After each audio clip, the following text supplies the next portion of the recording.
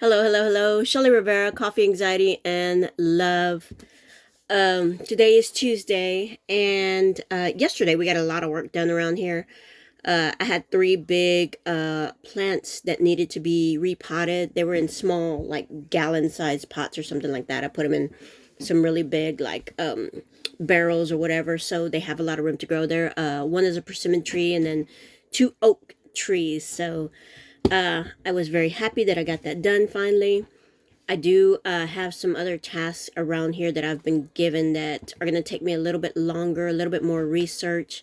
So I do have a priority task, but that takes a little bit of research. And out here, we just don't have good internet service. We're supposed to be getting internet sometime this week, hopefully. See how it works out next week, and maybe I can do some more research on that and get that done for them.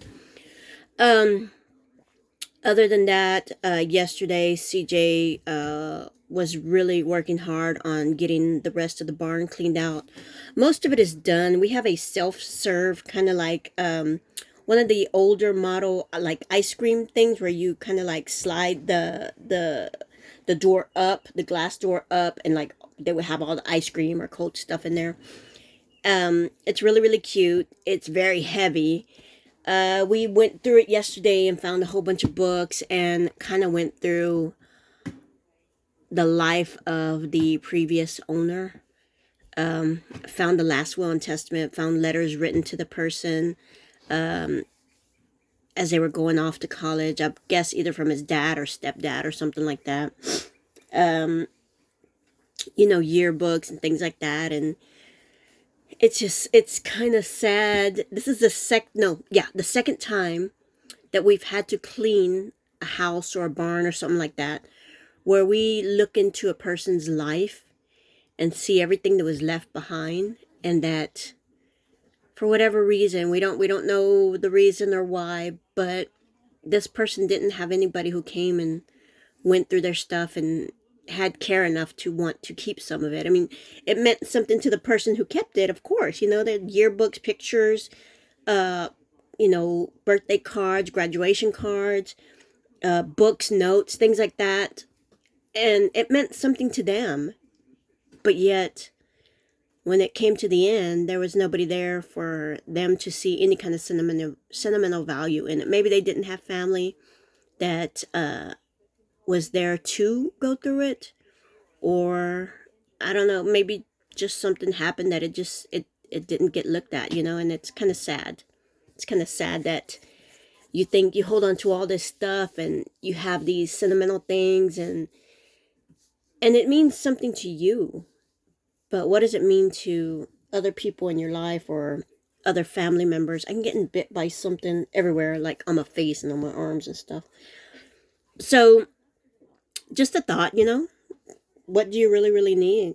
What do you really need to have with you? I mean, it's nice to collect stuff and have stuff and hold on to things, but what happens in the end, it's really not going to mean as much to the next person who comes through and looks at your stuff as it did to you. It's kind of sad, and it's a hard pill to swallow when you really think about it, because I put myself down to two boxes of sentimental items, and then one box of decorations, mainly for Thanksgiving and Christmas. But a lot of the Christmas stuff, it's Santa Clauses, figurine Santa Clauses that I've collected throughout the years. And there's a running joke with my kids that I don't know what happened or what, but I was trying to tell them that I would like to start collecting Santa Clauses, and this was at least 10, 11 years ago. And for whatever reason, I was telling them, I don't want any gifts. I want you to buy me a new Santa figurine for Christmas. That's what I want. I want to start collecting them. And I have some pretty ones. I have one pretty green forest Santa Claus. But when I told them, it came out as Clasantas. So from now on, every year after that, it's like, Mom, are you still wanting your Clasantas? And I'm like, yeah, I still want my Clasantas. So, but those are my things, my stuff that I collect. Those are my sentimental things. And, my kids are going to look at them and remember, that time of Mom fumbling through the words like she always does, and Clasantas. But I doubt if they keep them, it doesn't mean the same to them as it does to me.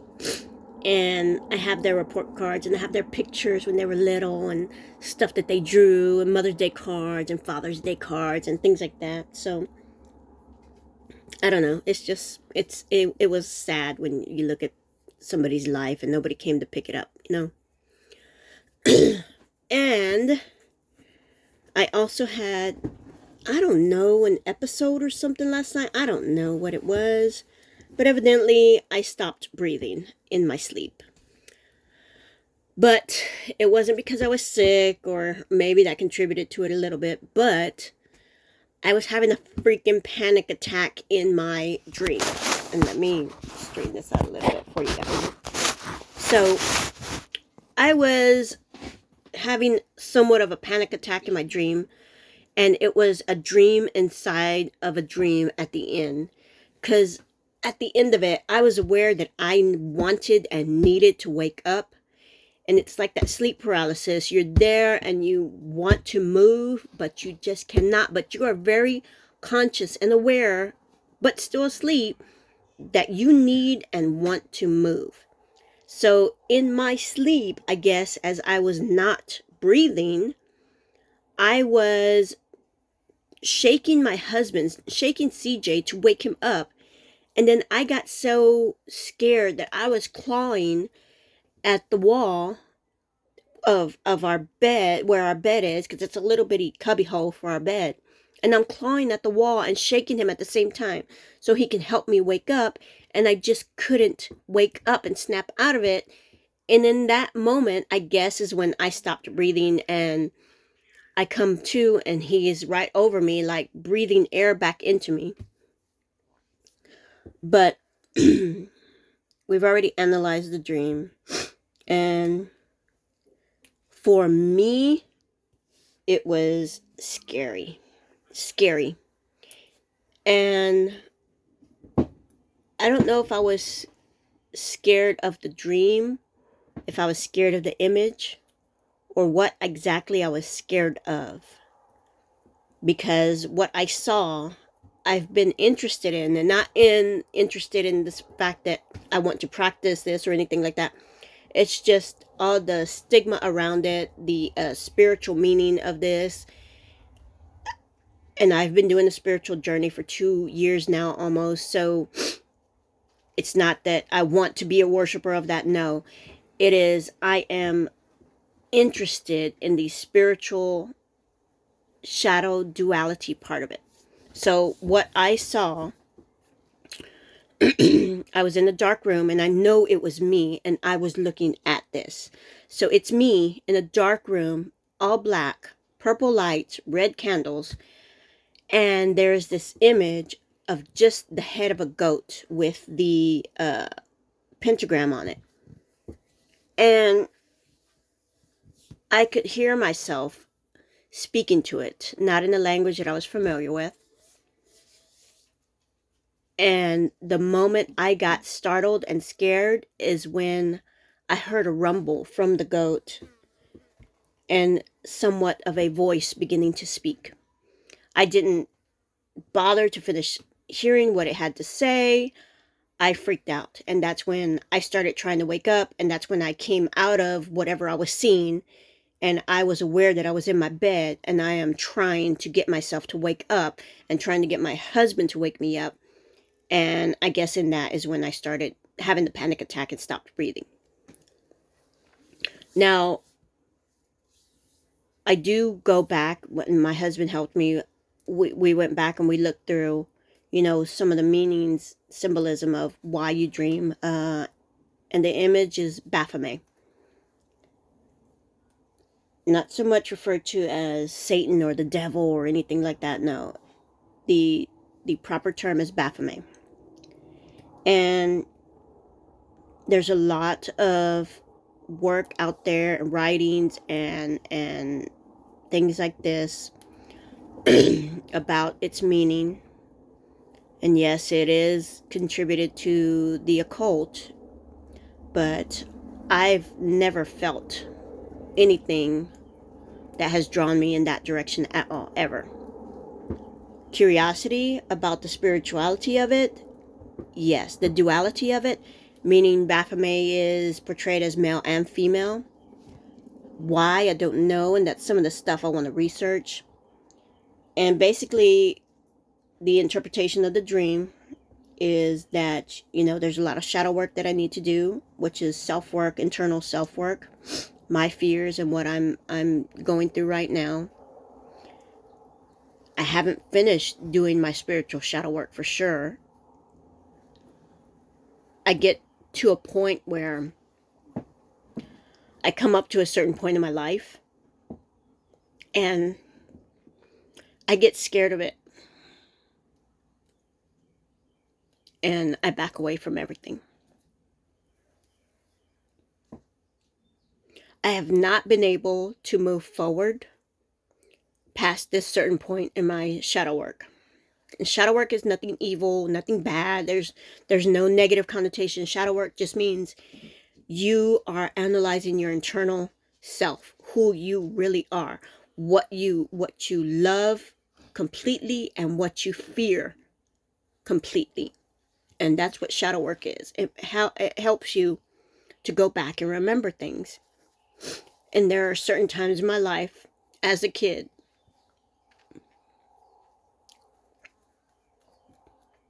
that I know I have suppressed because they are incredibly horrible images. And I stopped there. I always stop there because I know I'm afraid to look at it again. I know I'm afraid to go through it again. Because no matter what you do, it is in essence reliving those feelings, seeing those images again and reliving those feelings. And the first time around, they were horrible. What does it feel like to actually look those images in the face as an adult, completely understanding what it was that was happening to you? So I stop. I always stop. I will not, I cannot, and have not been able to push myself past that. And with the dream, and then I pulled a card this morning because I do tarot as well, and this has been basically for just myself and my husband. He pulls his cards, I pull mine. We have not done readings outside of us. We kind of just, feel certain things, and we have different decks. But I just bought this from a little shop in San Antonio called Luna, what was the name of that place? Luna Rose Mystic Shop. Luna Rose Mystic Shop, of all things. The name was Luna Rose. My last name Luna, so, or maiden name is Luna. But I got this one. It just called out to me, and it's called The Awakened Soul. And in this deck, I pulled the shadow card today. Just going through the deck, randomly shuffling, and that's the one that fell out. I mean, it literally jumped out. So I did the background on what that means, and it means exactly what it is. There's more shadow work that needs to be done. I need to push through what's happening with me, all my fears, the anxieties, and everything that I'm afraid to look at. Everything is telling me that I finally need to sit down and look at all those things, because somewhere there, it's not allowing me to move forward with what we're doing here. And there's been, trying times between my husband and me since we got here, because I'm very reluctant to change. It's very hard, and the way that we're living, it is rather difficult to accept, because I've always lived a certain way. I've always been the caretaker. I've always been the provider, and I can't wholeheartedly do that right now in my head, because it's not my financial situation that I have a grip on. I've always had complete control of my financial situation, and that scares me a little bit, that I've given up some of that control. Not to a horrible person, to my husband, but it just it's a very different feeling when someone else takes over all that. And it's not a bad thing, it's a good thing. But it's been very hard for me to accept that. And it's still something fairly new to me. And you know, he had a good point the other day. We've only been married a year. All that time before, we've been together 5-6 years. There was dating off and on. There was, you know, periods where we weren't together. We didn't see each other. So for us to say that we have been a couple for a year now, yeah, we've only been trying to do this as a team for a year. And it's not, you know, things don't happen overnight. Things don't happen that fast. It takes years for you to start establishing things. And I understand that. And that's part of the shadow work that I need to do. I need to learn how to let go of control. I have a very difficult time with control. Financial control as well. I'm Capricorn, so yeah. But yeah, that's the evening and the morning I've had today, Tuesday. We're working out here. We're getting some stuff done on the ranch, and I'm trying my best to do my shadow work now. I pulled out my journals finally. I found everything that I brought with me. We're actually going into town this weekend, unfortunately, for a funeral. So I think what we're going to do is we're going to go into our storage. And there are some things that we need that we left behind because we didn't know if we were going to need them, use them, or whatever. So we got a better understanding. We've been here a month almost. So we got a better understanding of where we are and what we need and how much space we have. So we're going to go pull out some stuff out of storage. And hopefully I can start doing some more artwork, jewelry, dream catchers, and macrame work. And keep my mind occupied with that. And hopefully get sales going again for HHR. And maybe that'll help me as well to ease my mind with the financial situation. We're not in a bad situation. It's just I feel like I am not doing my part financially. And that's a big deal for me because I've always pulled my weight. And it's not that I'm sitting here doing nothing and just, you know, letting him do all the work. No, I'm trying. And there's only so much I can do because some of this work is really hard. And I can't do it. And between my asthma and the allergies and the heat and all this other stuff, I can't do it. And the internet connection is not good, so I haven't been able to do as much as I want to with Luna Fitness.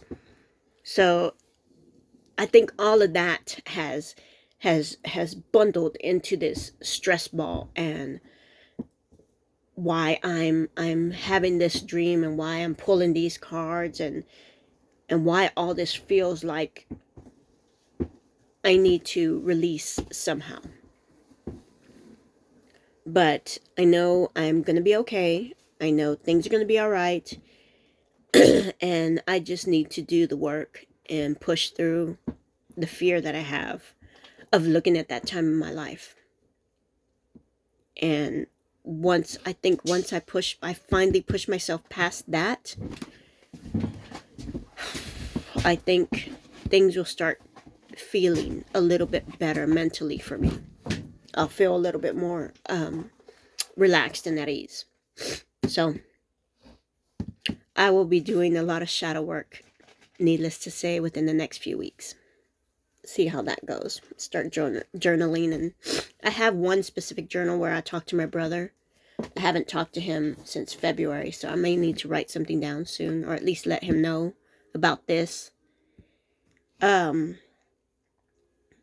But yeah, it's been a time for me. So not horrible, just a time with myself, a battle with myself. That's all it's been. Other than that, everything's great here. We actually slept outside last night on our cots because it was a little warm in the trailer, and it felt really good because it was so breezy last night, right before the storm came in. The storms down here are something else. The wind is incredible. But you think about it, it's probably the same wind we're probably experiencing in Houston and Cleveland. It's just there are no wind, there are no buildings, there's nothing, no concrete, nothing in the way for the winds to be slowed down. Here, there is nothing but trees. So the wind just goes through the trees and you feel every little bit of it. In Houston, everything gets slowed down because of the streets and the highways and the buildings and all this other stuff. So you don't feel the wind as much. And sometimes that wind and lightning is a little scary, But in the trailer you feel everything, so that's why I'm saying that. But it's really, really pretty here. So that's gonna be my day today. Coffee, anxiety, and love. I hope you guys are having a good day. I hope everybody's doing well. And if there's ever times where you're just not understanding what's happening with you, or dreams or anything like that, talk to me. I don't know a lot. I can't say I'm an expert, but I will help you go through a research and see what we can find out together about what's happening, or why you're experiencing or feeling certain things, I mean, ultimately, I want to get to the point where I do that for people. I just know I need to fix me first before I can completely start handing out complete advice. I'll help you research. I can't tell you what is going on yet. So that's going to be it, guys. Shelly Rivera, coffee, anxiety, and love on this Tuesday. Have a healthy, happy, prosperous, and always abundant day. Love you guys.